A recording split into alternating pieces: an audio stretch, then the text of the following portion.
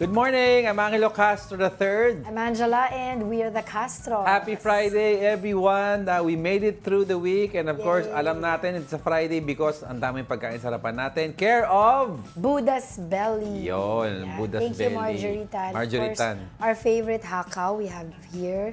We have dim sum platter, buchi, Fried rice. and of course, meron siyang pa-surprise na Tikoy. tikoy kasi malapit na mag-Chinese. May fried ano pa, fried dim sum pa. Oo. Kanina before we start the show, kumakain na tayo. Ayan, wala natin yung plato namin. Pasensya na, napakain na kami. Busog na kami. We couldn't resist the aroma pagbukas nila. Tsaka yung maanghang na anong tawag dito? Chili garlic. Chili garlic oil. Sarap-sarap. Dami tayong pag-uusapan today, di ba? May mga bagong balita about yung security guard na yung issue sa Sampaguita vendor and so much more. Tapos, of course, yesterday natapos yung Philippine and China's bilateral meeting. Diba? Anong pinag-usapan nila doon? Ayun, tsaka of course, meron pa tayong kakausapin mamaya sa Be Happy. Yes. And then also yung hopefully we'll get to discuss yung food security issues ng Philippines. Anyway, we're serving you news in a countdown. All that before your second cup of coffee. This is Brunch. Now let's start off our countdown with a viral incident. The security guard caught in a viral video forcibly shooing away a young Sampaguita vendor outside a mall in Mandaluyong has been dismissed. In the video, the guard is seen taking the girl's Sampaguita garlands and kicking her in the leg when she resisted. The mall management condemned the incident and confirmed the guard's dismissal. Meanwhile, the PNP Supervisory Office for Security and Investigation Agencies is now looking into the matter. If the guard is found to have abused his authority, he could lose his license. According to Police Lieutenant Colonel Yudisa Gultiano, spokesperson for the PNP Civil Security Group, the guard may also face charges under Republic Act 7610, which protects children from abuse, exploitation, and discrimination. The DSWD will conduct a home visitation and counseling with the girl's parents. Ayun. So, hala. Excuse me. Atching lang ako. Atching lang yun. Oh my gosh. Anyway, so yun nga, na-viral yung video na yan yesterday. At talaga, you will see a lot of comments from our netizens saying, of course, na kahit ano pa yung mali na ginawa ng bata, hindi naman dapat nagre-result tayo sa violence. You have Plus, to be, he's in person in authority. No? Alam mo, may baril pa siya, di ba? So, ang magandang ginawa niya kasi may mga balita kasi sinabi na matagal na daw yan pinapaalis, ilang araw na daw na nandiyan dyan, hindi daw umaalis pabalik-balik. So, kaya parang nagkapikunan na sila. Pero we understand naman also sometimes kasi minsan, they can be a little, yung medyo makulit, but ang point dyan, bata yan, dapat ginagabayan Saka hindi mo. na dapat nag-result sa violence. Dapat nga tinuturuan ng, kunyari, at the very least, turuan ng guard ng maayos na umuwi ka kasi bawal dito. Di ba? I-explain it to the child na ginagawa ko rin trabaho ko. Di ba? You don't show them discipline with violence. Kasi actually, yung she's trying to have a living lang naman by selling Sampaguita. Gusto lang niya kumita. Actually, our team from sa News 5 naman, they went daw dun sa school kung saan yung bata supposedly nag-aaral. And they found out na hindi na siya dun naka-enroll. Matagal na siguro. Hindi na siya nag-aaral dun. Nag-uniform lang siguro siya because it adds sometimes when they sell Sampaguita, yung optics ng nag-aaral pa rin, naaantig yung mga tao sa bibili. Just going back to sa sinabi ko na matagal na nagkakaroon ng inkwento itong mga ilang araw na ito between the guard and the kid. So, ang ginawa nila sana ng guard, di ba, dapat sa protocol nila yon, tignan nila upon their investigation, is to report it to the authorities. Like, sa, supervisor niya. And then the supervisor will report it to DSWD. Para kunin yung bata. Oo. Kaysa tayo dyan. Kasi dami talagang nagalit dahil, di ba, sinira pa ng guard yung Sampaguita na tinitinda niya. Di ba, at least she's not begging. Kasi bawal ng begging. She's trying to sell. Kaya yun na lang. Kaso bawal daw kasi doon sa lugar na yan. Pero still, like what we've been saying, bawal na, wag naman natin mag-result sa violence. Kasi bata yan, kasi turuan mo yan ng maayos. Exactly. Now, we continue with our countdown. Next in our countdown, the remains of OFW Jenny Alvarado have been repatriated to the Philippines. Her remains were supposed to arrive last January 10, but a wrong cadaver was sent to the family. The cadaver was switched with that of a Nepali worker, which was already returned to Kuwait. The Migrant Workers Department is now investigating the matter. The OFW died in Kuwait on January 2 due to suffocation, according to her employers. Meanwhile, the Foreign Affairs Department is expediting the repatriation of the remains of a slain Filipina in Slovenia.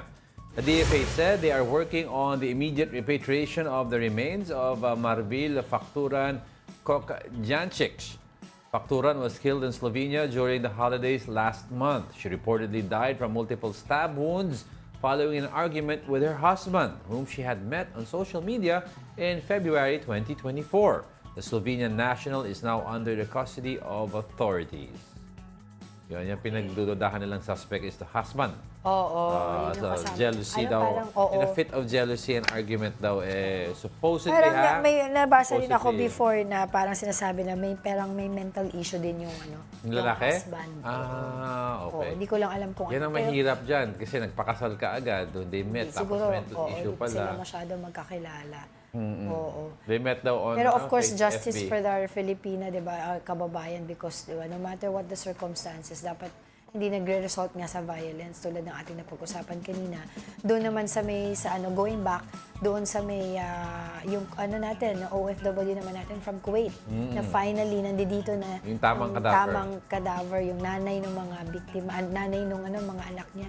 That Sabi, is, na-trauma nga daw sila kasi the first time na nangyari, na dumating dito mali pala, di ba? Lahat daw ng emotions nila na ibuhos na nila doon. Yeah, we were talking about it the other day na Oo. siyempre ready ka na umiiyak ka na, nagwawala ka na dahil nanay mo nandyan eh. Pagbukas mo, wow, hindi pala.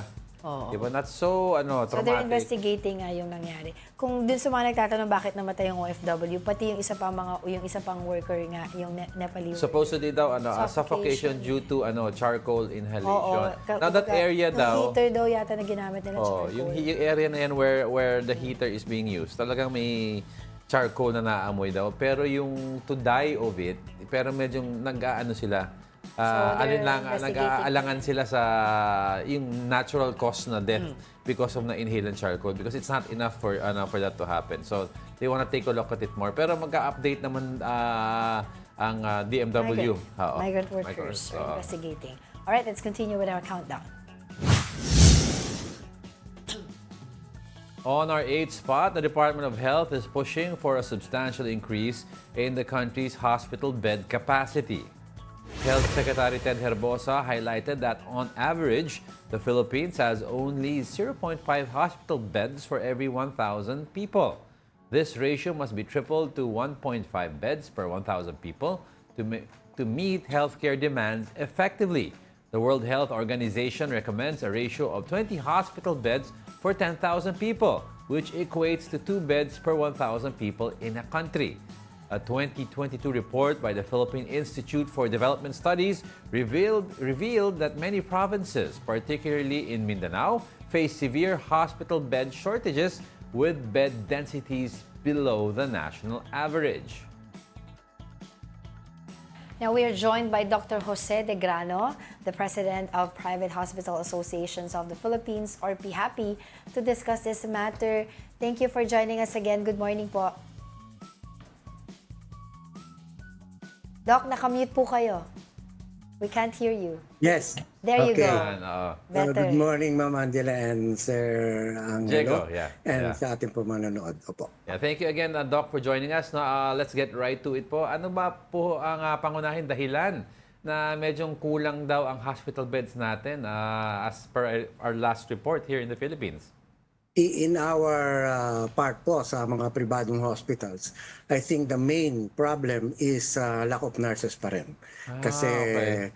pag kulang po ang nurses, siyempre po, halimbawa 100 beds kayo at kailangan mo yung 120 nurses, kung 100 lang po ang nurses nyo, hindi kayo pwedeng mag-open ng ganung kadaming number of beds. So in other words po, para maklaro lang po, minsan yung mga ibang hospital before they even open operation sila, titignan nila ilan ang kaya nilang ma-hire na nurses bago nila ma-determine yung bed capacity. Yes po, kasi alam niyo po, ngayon yung mga nurses natin ay dati po, ang isang nurse kayang 25 pasyente. Ngayon po, nagrereklamo na po sila pag dumating na 8 pasyente ang hana-handle nila. Okay, okay, But okay. according to our report po, no, ang sabi po nila, in which I know, alam nyo na naman din po ito, yung WHO no, recommends or ang standard po for WHO ay 20 hospital beds per 10,000 people. So that equates 2 beds per 1,000 people. And I understand you said also that one of the main factors is also yung Nurses. kakulangan ng healthcare workers. But how are we going to address this both? Kasi Well, definitely may mahirap kakulangan. pong isabihin kaagad na mariresolve natin yan. Ano? Ang nagiging problem po right now, of course, are the salaries, especially for our nurses. Ano? Kailangan pong pantayan natin kung ano binibigay ng government na 35,000 a month. And hindi lahat pong mga pribadong hospitals ay kaya yung gawin. Ano? Yung maliliit pong hospital talagang mahihirapan sila kasi siyempre very limited ang mga services na ibinibigay nila at pwedeng pagkunan ng pangsweldo sa ating mga empleyado po. Right. And this was a situation, I think, if I can remember it correctly, even before and during the pandemic, yung kakulangan po ng hospital beds and of course yung healthcare workers. So, ano po ba yung nakikita nyo na from then on, ano po yung pinakamagandang gawin natin to move forward? Well, siguro matulungan alam niyo po, ang private hospitals hindi kami subsidized ng government. Right. Ano? So, ibig sabihin lahat po naming pansweldo, panggastos ay nanggagaling po sa mga income na na-generate namin sa aming hospital services. Ngayon, kung tutulungan po kami ng government, especially po sa pagsusweldo natin sa ating mga empleyado, especially ang mga nurses, para mapataas pa po natin ang pagbibigay ng sweldo sa kanila, at hindi sila umalis sa atin, ay palagay ko po mas magandang incentive yon para mag-stay sila dito at hindi na sila magbalak lumabas ng bansa. So, Doc, parang babalik tayo sa question. I'd like to know, we were talking about this the other time, may impact po ba ang kabagalan ng PhilHealth sa pagbabayad sa pagiging apprehensive ng mga hospital na damihan ng number of nurses? Mas lalo na, In Doc, a yung way. maliliit, yung maliliit na hospital. Posible po yan. Opo, in a way po. Kasi siyempre, malaki pong portion din, especially doon sa mga medyo maliliit na hospital, na pag hindi po nakapagbayad kaagad ang PhilHealth, affected po ang kanilang tinatawag na operational expenses. Ano, yung ginagamit po nila sa operations. Ano, kung hindi agad maibabalik. Remember, ito pong PhilHealth benefits, yan po ina-advance po ng mga pribadong hospitals. Kaya kung hindi po agad yan may babalik sa ating mga hospitals, ay maaari pong mahirapan sila na ituloy yung operations nila pagka nagkulang po sila ng pambayad. Opo. Doc, since we're talking about healthcare workers, I want to ask you na rin po, taking this opportunity, about our Doctors to the Barrio, o Doctor to the Barrio program, which is sinasabi din po nila na kulang na rin daw po ngayon, especially nga daw po sa mga rural areas. Can you tell us more about it? Well, yung sa Doctors to the Barrios po, yan project po ng Department of Health. At in-encourage na yung ating mga bagong doctors na magpunta sa mga different geographically, yung mga didas rural po tinatawag communities. natin. Pero ang alam ko po, recently, marami, But of course, how do we encourage them? Of course, yun po ang palagay ko, kailangan natin tutukan yan para na sa ganun po, maengganyo natin itong ating mga bagong doktor na mag-service dito sa mga areas na kulang po ang manggagamot. At talaga pong totoo yan, na kulang po especially doon sa mga areas na yon. At alam ko, tumutulong po ang local government units dyan. Right. And hopefully magstay sila doon after their assignment for 2 years. Yun ang goal nila. Yeah, Doc, we'd like to understand also na balik tayo ng konti sa nagiging issue sa salaries ng mga nurses natin. Yung mga maliliit po na hospital, kasi madami yan all over the country, no? And compare natin sa mga malalaking hospital, yung entry-level salary at saka yung maximum salary, pareho yan, Doc, regardless kung gaano kalaki or liit ang hospital. Palagay ko po mahihirapan ang maliliit na ospital na yung mga entry level. Siguro ngayon nag-average po ng more than 500 ang entry level sa level 2. Level 1, 2, 3 po yan. No? Okay. Yung iba po umabot yan ng mga 600, 700 ang entry level. Pero sa mga maliliit pong hospital, kasi siyempre ang kanilang services na o-offer ay yung mga basic lang. Ano? Wala po silang tinatawag natin mga MRI, CT scan, etc. Yung malalaking diagnostic equipment na pwedeng pagmulan ng mga income ng ospital. So yung mga maliit pong hospital, hindi kaya palagay ko kakayanin na talagang napakalaki ng entry level po sa ating mga staff. Okay, Doc, and also I'd like to clarify kasi before the pandemic, I remember several reports have been coming out sa news na ang dami mga nurses natin na nag-aral at nag-graduate tapos bigla na lang makita nila mas malaki pa lang ang sweldo ng pagiging caregiver sa ibang bansa. Aalis na lang sila sa pagiging nurse para maging caregiver. Ano po ang sitwasyon natin with regards to that right now? Ganun po rin ba nangyayari, Doc? Maaari pong totoo yan. Nakakalungkot nga po kung gano'n. Ano, na ibig sabihin tapos sila ng nursing, etc. Tapos just because of the mas malaki ang offer ay magki-caregiver sila. But palagay ko po, kung mabibigyan naman po natin sila ng mas magandang incentive, ay hindi sila basta alis dito. Pero siyempre, napakahirap po na labanan yun, no? Mag-compete with that. Ano? Yeah. Lalo na po ngayon, imagine ang bagsak ng ating peso. Dati po 47 o 43, 47 to a dollar. Ngayon po 59 na to a dollar. No po? Napakalaki po ng pagkakaiba. Yung dating offer nila na let's say $1,000, kano na ngayon, 'di ba? 59,000. Dati 47,000. Napakahirap pong i-compete yung mga ganun pong offer. Ano po? Kasi sila po ay first world economy. Well, we understand po yung pinaka-concern nyo po nga dito dun sa hospital beds and of course yung sa versus the healthcare workers. Pero paki-explain lang po sa amin, Doc, can you give us a picture or scenario kung paano po naapektuhan ng kakulangan ng beds yung mga serbisyong pangkalusugan, especially dun po sa mga local, rural communities like Mindanao. At may tinatawag pa daw po sila doon na lack of accurate beds. Yun nga po ang sinasabi ko. Halimbawa, katulad po ng mga hospital sa mga probinsya. Let's say, sabihin po natin na 20 beds ang aming hospital. Yes. At kinakailangan namin ay sa 20 beds, halimbawa, example lang po ay 30 nurses. Opo. Di kung halimbawa pong 30 nurses in order para maserbisyohan namin yung 20 beds, ay kailangan namin ng 30 nurses. Pero wala kaming makuha. Halimbawa, sa 10 lang po ang nurses. So, ibig sabihin, limitado po. Yung 20 beds, pwedeng sasabihin na lang ng hanggang 15 muna ang ating i-admit. Kasi kulang ating nurses. Dahil hindi natin mabibigyan ng magandang serbisyo kung wala tayong mga nurses. Yun po ang nagiging problema ngayon. Dahil pa. Lastly po pala, Doc, kasi sabi nyo, tinanong ko kayo kanina, anong magandang gawin natin to move forward on this? Sabi nyo, baka po pwede kayo mabigyan ng subsidiya ng gobyerno. Yes. And you're looking at how much, ilang porsyento po mula sa gobyerno? Well, whatever po na kaya nila ibigay sa amin naman on our side, siguro para lang namin kasi right now po, ang isang hospital, meron po yung mandatory na 10% na charity beds.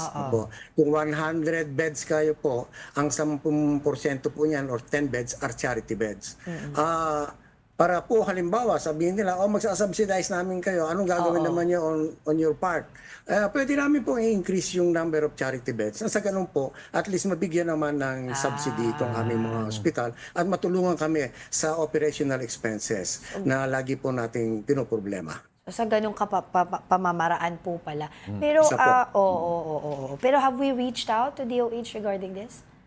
Well, palagi ko naman, alam na rin po nila yan. But anyway, wala pa rin po kami masyadong pag-uusap dyan. Madali naman po siguro pag-usapan yan with Secretary Arbosa. Alright. Okay, thank you for your time. That was Happy President Dr. Jose de Grano. Thank you po. Salamat po ulit sa pagkakataon. Good morning, Doc. Alright, coming up. The Philippines and China held a bilateral consultation meeting. Ano-ano kaya ang napag-usapan? And the Agriculture Department plans to declare a food security emergency. Bakit naman kaya?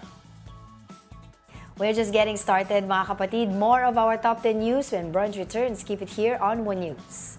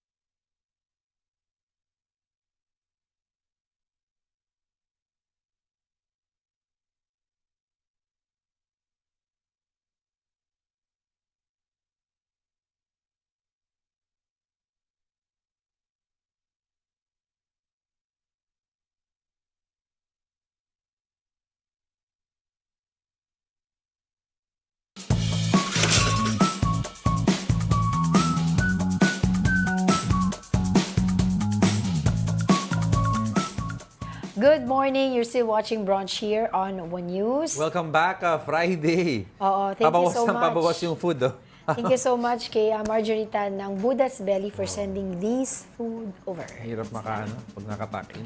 Oo, makikita. Kita ang tiyan. Batiin ko lang of course, bati portion tayo ngayon dito sa mga taga Facebook, no?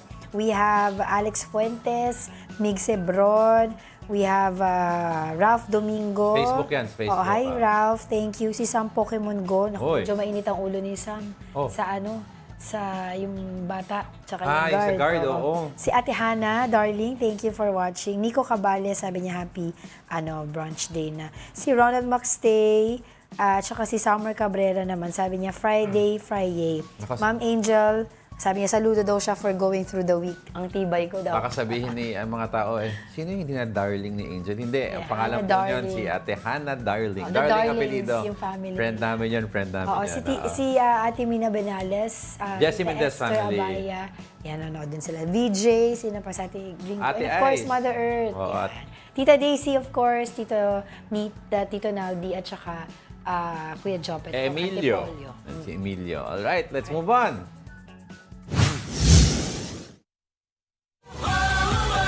Bilang Pilipino, bilang Pilipino. Now, straight on to our top 7. The Comelec has started the disposal of printed ballots for the 2025 midterm elections. The ballots were rendered useless by a temporary restraining order or TRO issued by the Supreme Court. The TRO stops the poll body from disqualifying former several aspirants from running. According to the Comelec, the 6 million ballots that were already printed cost around 132 million pesos. This would also cause a delay in the printing, but the election will still proceed as scheduled.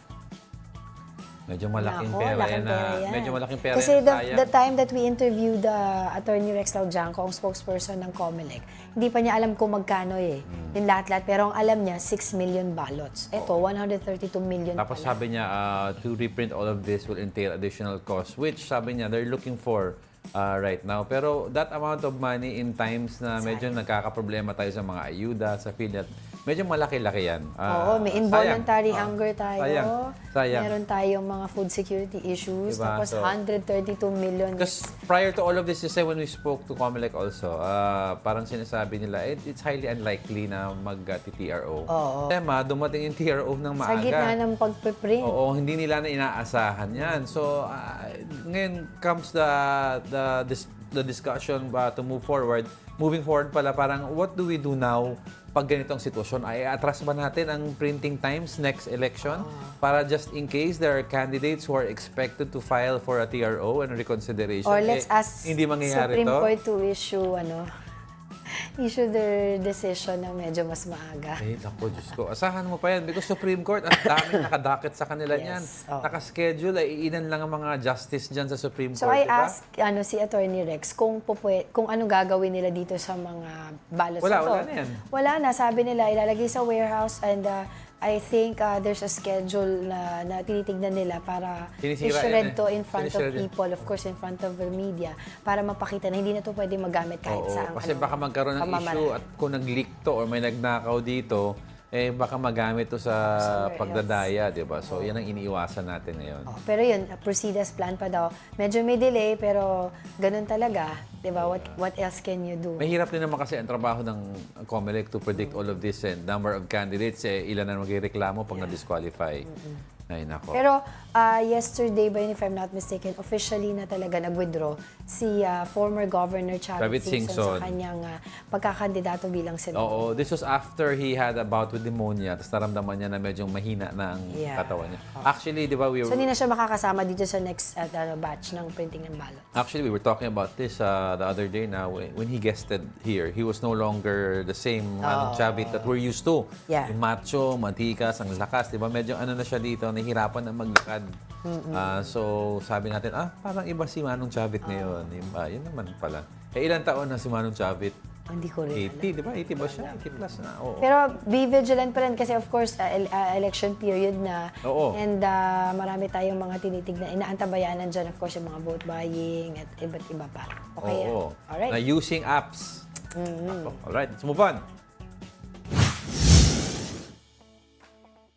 Arriving on our sixth spot, a total of 6,327 checkpoints have been set up nationwide since January 12 as part of the election gun ban. Interior and Local Government Secretary John Vic Remulla stated that these checkpoints are part of strategic measures to ensure a peaceful and orderly election. The Philippine National Police has already confiscated 86 firearms, with 33 of them seized through checkpoints. Remulla also identified 34 election hotspots, 27 of which are in the Bangsamoro Autonomous Region of Muslim Mindanao. Additional hotspots have been noted in 2 areas of Eastern Visayas and 4 in Luzon. Reminder lang po sa mga yung mga may hawak na permit to carry. Canceled po ang permit to carry during the entire election period. So in other words, kahit po may lisensya kayo na magdala ng baril at permitted kayo ng PNP, canceled muna yan during this election period. Unless may special Unless kung gusto nyo humingi na reconsideration or special permit from PNP stating bakit sa Comelec PNP, kung bakit kailangan pa rin dala nyo yung baril, is there a threat to your life, then baka pwede i-reconsider. Okay. All right, let's continue with our countdown. Switching gears now for our top 5, former PNP Chief Rodolfo Azurin denies involvement in the 6.7 billion shabu cover-up. Azurin said he was the one who ordered the investigation of the whole operations back in 2022. The Justice Department has indicted at least 30 cops for the alleged cover-up, not including Azurin. But the Interior Department said the former PNP chief may still be investigated for the case. Kasi by the time daw nagkaroon kasi ng mga, yung supposedly by bust operation, siya yung nakaupo doon. Pero parang paalis na siya noon o Paalis na nakapag-resign na siya. Ay, hindi pala resign, retired. Yeah. Diba? So kasi ito si former PNP Chief Azurin, siya ay the first PNP chief under the PBBM administration. So we all know naman na itong investigation na ito na ginagawa ng DILG will date back since 2016 Yes, under the Duterte administration. So lahat po ng mga PNP chief dyan ay imbestigahan dahil sila yung chief at that time na nangyari yung mga iba't ibang... First you have Bato de la Rosa, then you have Albayalde, you have El Yazar, you have the Bolsinas, di ba madami sila? Oo. So kasi particularly, itong shabu na to, yung buy bus operation. Malaking ito, amount yan, ha? Malaki yung amount nito. And nakikita nga nila na, yun nga, di ba, merong 30 cups. 6 billion ba? 6 billion? 6.7. 6.7 billion. Oo, na shabu cover-up na nakita nila upon the investigation ng NAPOLCOM na may mga certain arrest na na-stage. Oo. Na na-aresto na pala nung isang araw o nung kunyari nung kunyari ngayon inaresto. Yeah, inulit pero doon nila. sa record, inaresto nila kahapon pa, parang gano'n. O the other way. And then they restaged everything just to justify yung Oo. Tapos they've seen daw doon kasi doon sa bypass operation, traces of mga involvement ng mga police. That's why may mga di ba, yung planting of evidence, ganyan. So, malaking malaking issue to. Malaking issue. Kasi, ang mga police natin ang involved, at hindi lang isa, but 30. Oo. 30 Tsaka may cops. mga, not also high-ranking police officers, but meron yung mga mid-ranking, station commander. Oo. So, yung ginagawa ng mga high-ranking officers daw, ay parang wala na silang nalalaman sa ginagawa ng mga under them. So, itong mga under them, talagang tuloy-tuloy lang yung operations nila na ganito. Parang ang kine-question ngayon nila, wala bang nalalaman or are they just simply looking the other way? Yun ang gusto ngayon tignan ng even ang NAPOLCOM, isisilipin nila. Ano ba extent nitong operation na ito? Is this an effort from top to bottom or talagang hindi lang talaga nakikita ng mga high-ranking officers? Kasi yung time nga daw na yung nagkaroon ng supposedly by bus operation, tinawag nila yung kanilang chief daw. Hindi PNP chief general ba? Basta it's a general na sakop ng area ata. At that time, he was celebrating his birthday. Lumating daw ng lasing. Medyo tipsy na. Hindi ko naman alam kung lasing, Pero syempre, inom galing sa birthday party. Well, to make a... So sinabi niyang gano'n, sige, ayusin niyo na yan, ligpitin niyo na, something like that. Pero to make a decision which is of importance under the influence of alcohol, that is conduct and becoming Kitang-kita of an daw officer. kasi, totoo. Pero kitang-kita daw doon sa CCTV kasi yung isang nakalimutan ko yung pangalan, yung inaresto nila supposedly sa Tondo.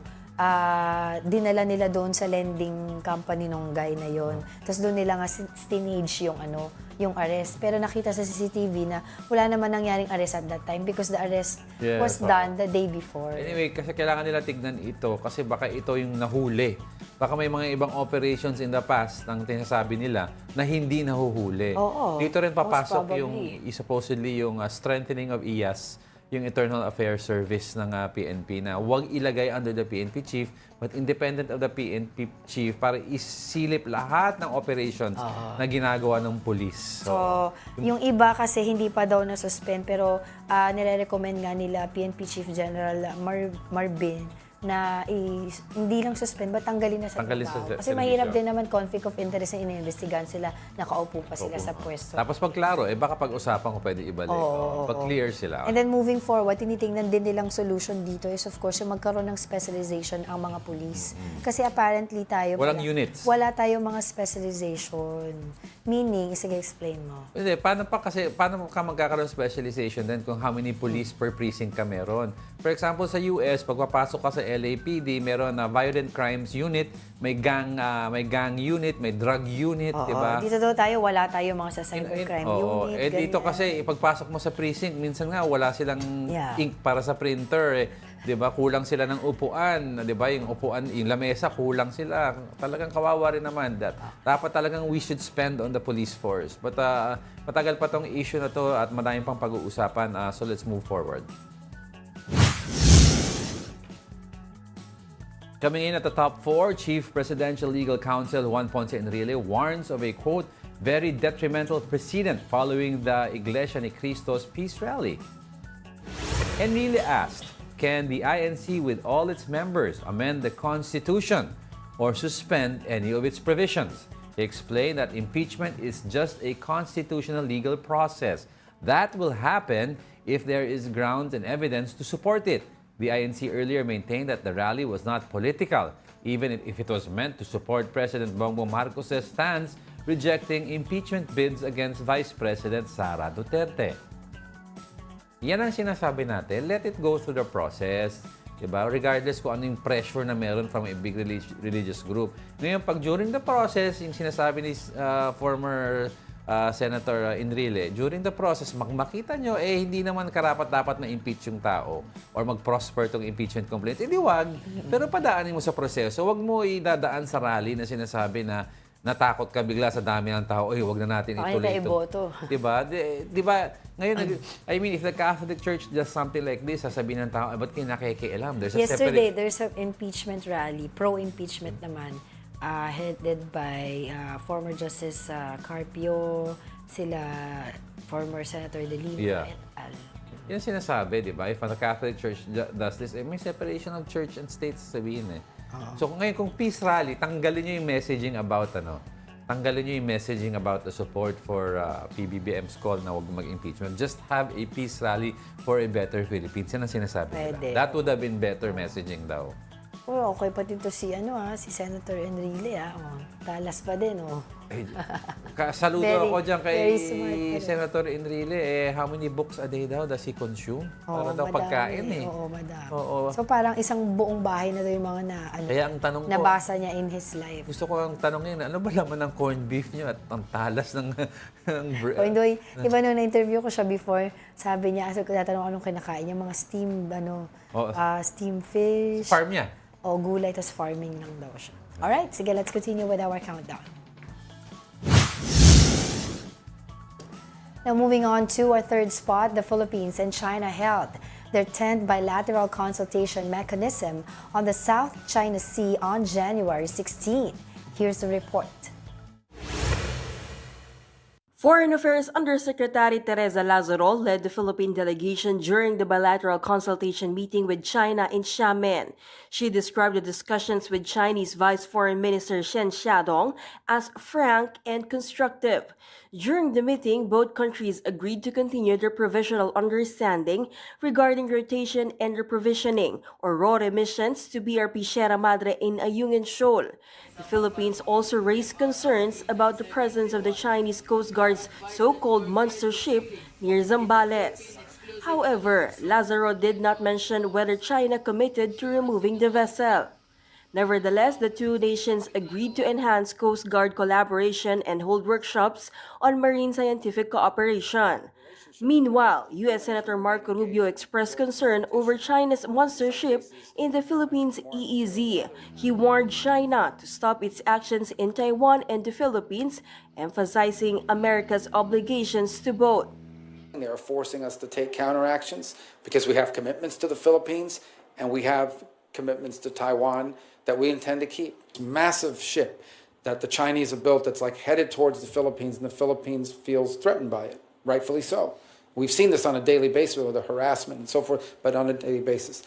If, God forbid, there is some miscommunication or some inadvertent conflict emerges there, and we have obligations to them, the impact that will have on the entire globe, is enormous.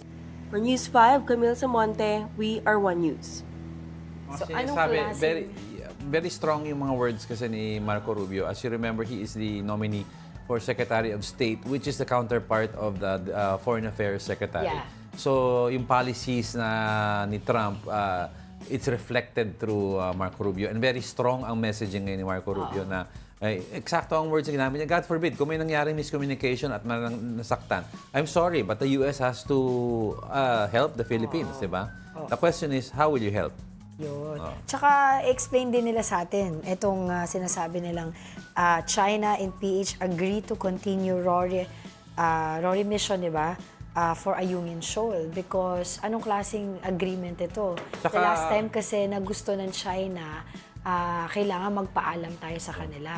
So, meron bang ganong kasunduan that we need to make paalam again? Gusto ko rin i-clarify yung statement na sabihin nila mag-workshop ang China and Philippine Coast Guard together.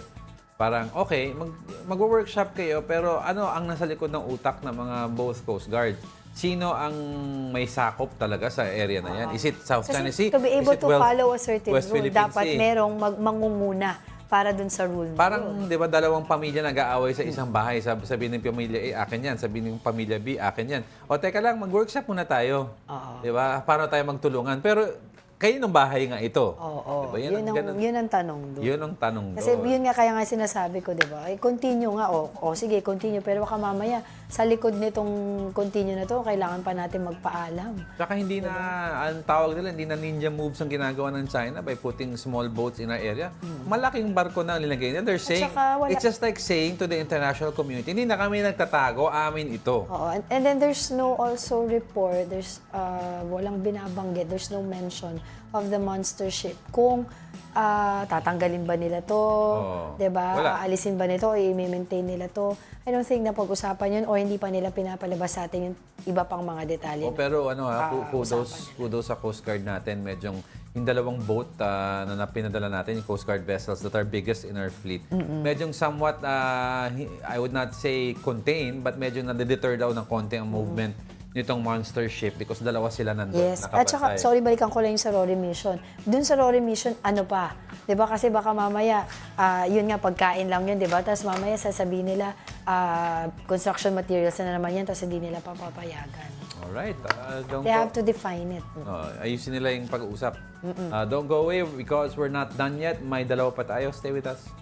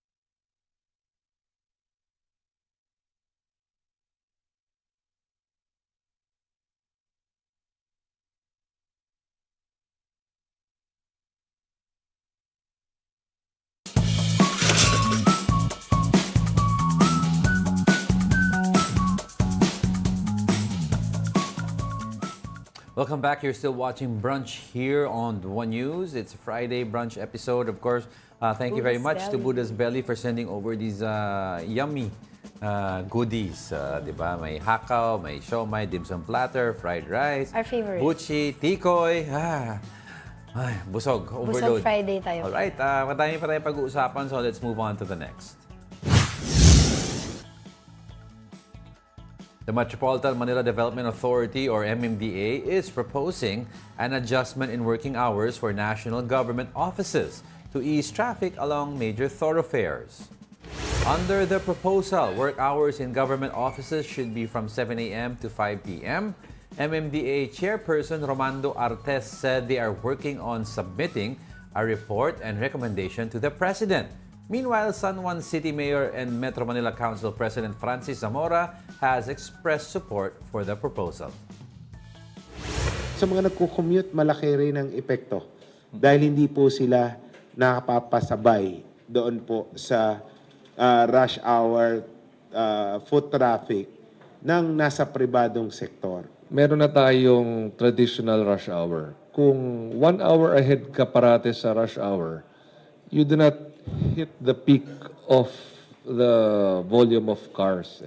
So iwas ka ng isang oras, both sa pagpasok at pag-uwi. Now to discuss this proposal, we have San Juan City Mayor and Metro Manila Council President Francis Zamora. Mayor, good morning. Thank you for joining us. Yes, good morning, and thank you for inviting me to your program. Alright, Mayor, let's start na po. Paano niyo po inaasahan na makakatulong tong adjustment natin sa work hours? Just how many ang nagtatrabaho po sa mga government offices natin? Okay, una sa lahat po, no, itong proposed adjustment ay isang bagay na nasubukan na ng local governments natin sa Metro Manila. Okay. So since last year, implement na po kami ng 7 a.m. to 4 p.m. work hours sa aming mga city hall. At nakita po namin na nakatulong po ito sa pagbawas ng traffic. At kahapon nga po sa aming Metro Manila Council meeting ay pinakita po ng Traffic Engineering Department ng MMDA ang data natin. So nakakita po tayo ng marked improvement.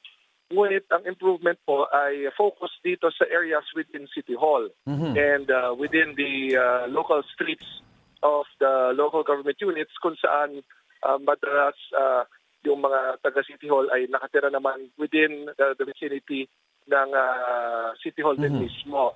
So, ang inaasahan po natin, kung ito po ay magagawa ng hindi lang ng mga city governments, ngunit pati ng mga national government agencies, kung saan more than 500,000 po ang empleyado ng ating national government agencies in Metro Manila, kung idagdag mo yan sa more than 200,000 naman ng mga employees din ng local government units in Metro Manila, ay ako po personally, naniniwala akong makakatulong po ito. Naabutan ko po yung tail end ng interview kanina bago nila ko pinatch. At yun din po ang aking sinasabi parate. Meron po tayong traditional rush hours. Yes, Yes. that's right. Yun po talaga yung biyahe ng mga tao, lalong-lalo na yung mga nagtatrabaho sa private sector.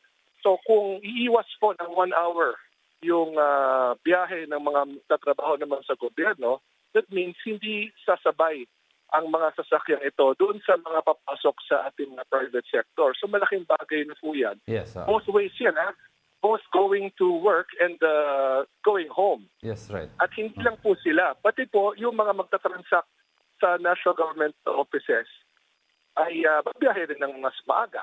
So That's right.